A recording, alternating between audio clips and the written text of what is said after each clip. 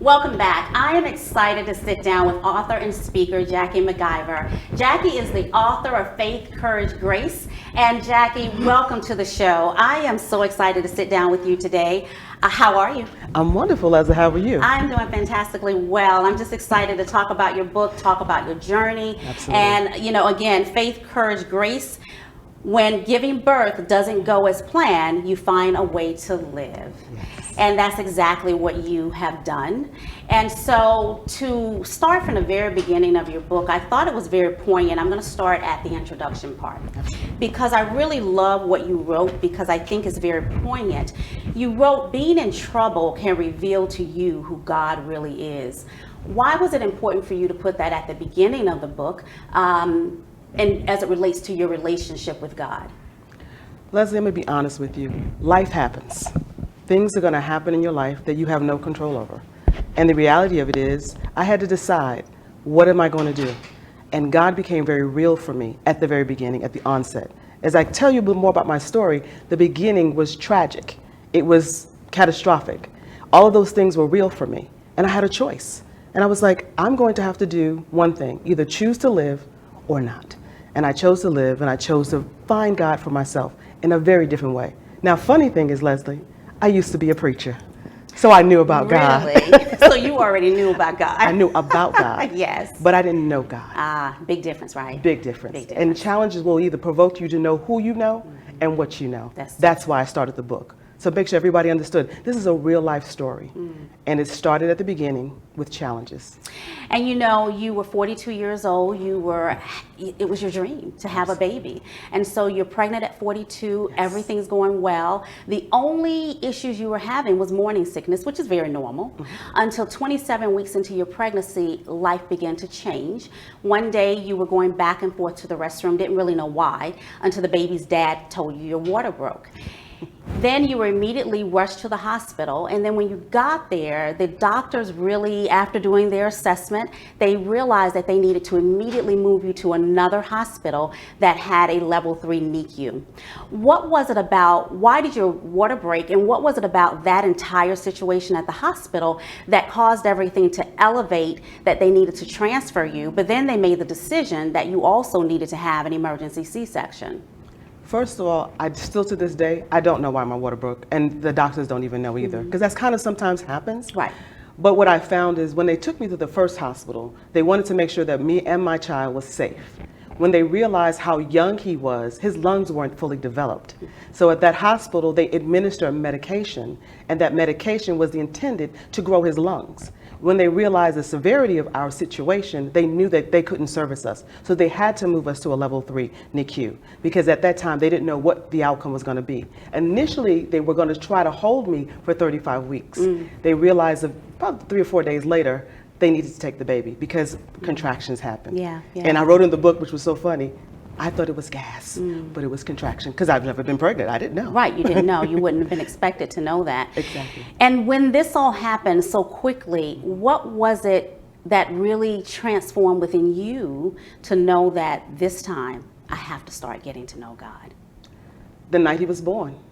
He comes out, I don't get to hold him. So the first thing, he's whisked off. I heard him cry, but I never got to hold him, so I don't even know what he looks like. And so the first thing I know, he's moved into an incubator, and they moved him into the NICU. So when I finally got to see him, I saw my little baby, and he was only 1 pound and 15 ounces. So I've never seen a baby that small in my life. So that's my child, and I'm like, what do I do? And I had to make some decisions, some really important decisions. And those decisions were, am I going to trust God and the one I've been preaching about, teaching about, encouraging people, believe God? Or am I just going to be like, well, God, here it is, this is what? No, I had a decision to make. And it was in my mind and in my heart. I'm going to finally trust in the God that I've been preaching about. I'm going to finally trust in what I believe his word is true. And that was the pivotal moment. Because had I not done it at that moment, I don't know if my son will still be here today. Now, you referenced that Jeremiah, and that's the sweet baby's name. Yes. We'll talk about him in a little bit, and who's no longer a baby right now. No, not at all. So when you talk about him being a little over 1 pound, if we put that into perspective, a stick of butter is only 1 pound. Right. So when you say you haven't seen a baby that small, that's a pretty small baby. And so I understand why the doctors had to make very precise decisions and be very delicate in the surgical procedure. Now, one of the things I do want to highlight certain things in your book because I think it's very poignant. You also say, being transparent, I always show my genuine emotions and I never stay negative. Which, when I think about that, I said, wow, this is a strong woman. How can you not stay negative? How are you able to persist in being positive? Because you're going through so much, your baby's going through so much.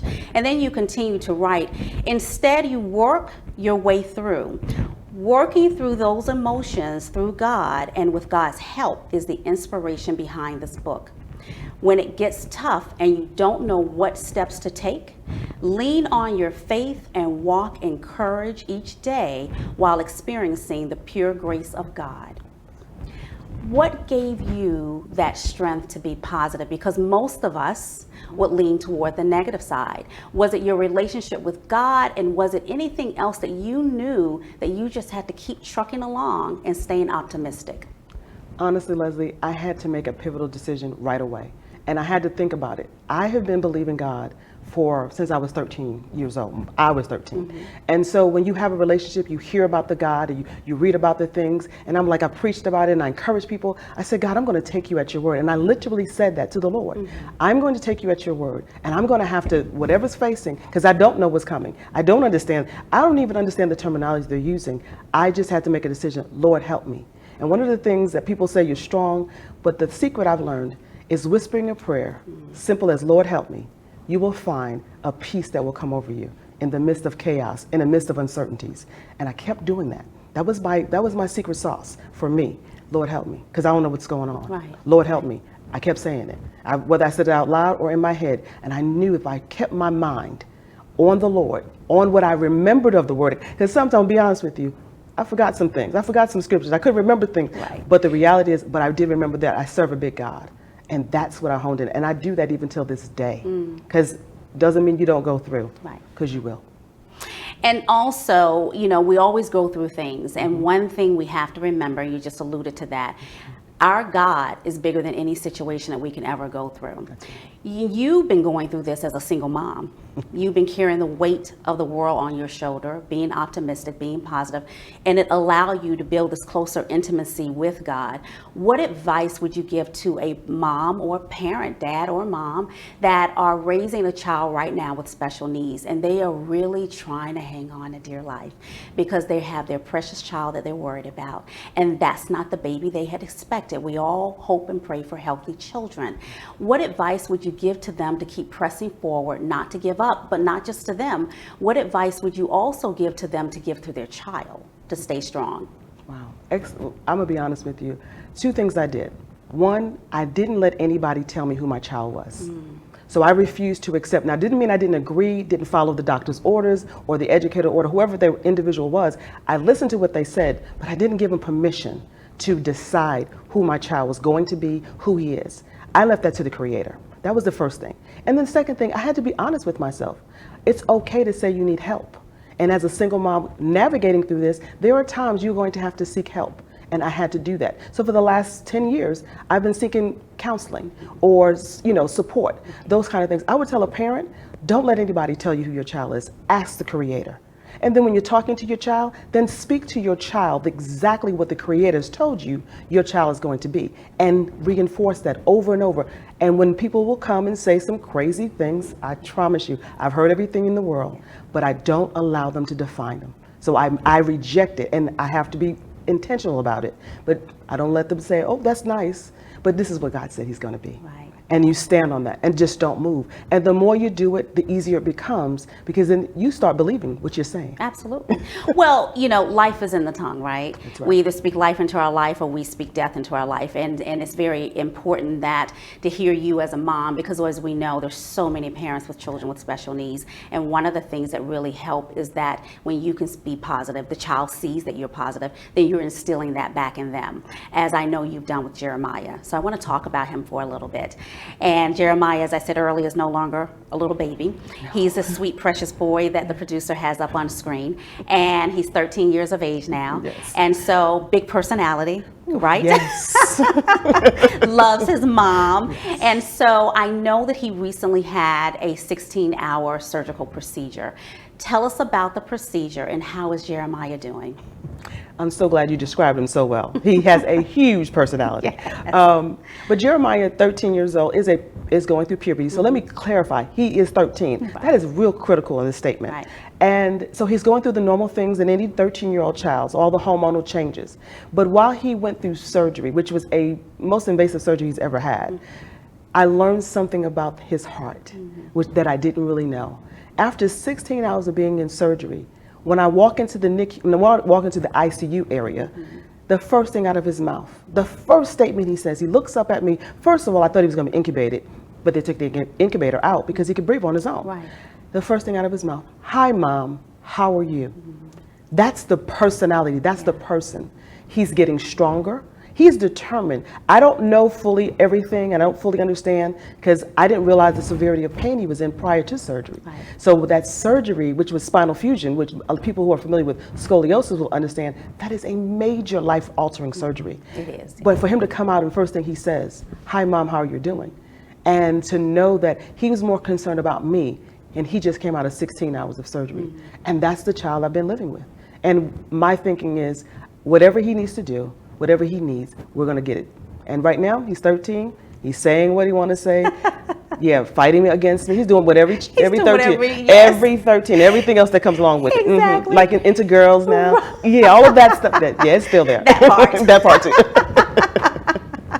How would you describe Jeremiah in one word? Hilarious. Because you'd be surprised. He's considered limited expressive in terms of language. So he doesn't have an extensive vocabulary, Right. but he knows how to make you laugh. He knows how to say the right thing at the sometimes inappropriate times. At the but wrong time. At the wrong time, right? But when he says it, Yeah. it's authentic. It's really from his heart. And I just light up. And the biggest thing he's always had from the day he's come into this world is his smile. His smile is infectious. Until this day, it is still infectious. Well, he gets that from you. Thank You know, if you walk, well, you have a beautiful smile, but if you walked around sad, moping, worried, That's true. and not relying on God, then his attitude would be different as well. So let's talk about your nonprofit, Jeremiah's Voice, which is named after Jeremiah. Yes. An amazing nonprofit. I think that it's so courageous of you to start this for parents and children with special needs. How do you actually meet their needs? Because there's one part of your organization I think is amazing. It really helps children as well as adults when they receive a toy for a Christmas, birthday, or at any time during the year. It really helps them to not feel different. And so tell us, how do you meet those needs? Absolutely. The nonprofit is a public charity, so we service all disabilities. And our motto is living beyond disability. And it's the living aspect that we focus in on. So when we think and we're giving someone, we give a gift to that specific child. And we do it age specific and disability appropriate. And I use Jeremiah as my baseline because he has what they call triplegic cerebral palsy, which means he only has a usage of one arm. So he's in a wheelchair. So because he's not able to utilize normal toys, so if we pick up a toy from Walmart or any other store, he can't just use it because he only has one arm. So we give gifts that we can allow adaptive. So we make the toy user-friendly. So if you give him a toy, a truck, we make sure we can put an adaptive to it so that he can still use it with his one arm. So we make sure that we focus in on that individual child and or adult and what their needs are so that we can meet that need and make that person smile and let them know that they're valued and appreciated. So we make sure we learn about them and then we service them accordingly. I think that's amazing because it lets them know they can still play. They want to have fun as well, and they're not being left out. So thank you for doing that, you and your organization. I want to talk about your mom's retreat. Tell us about that.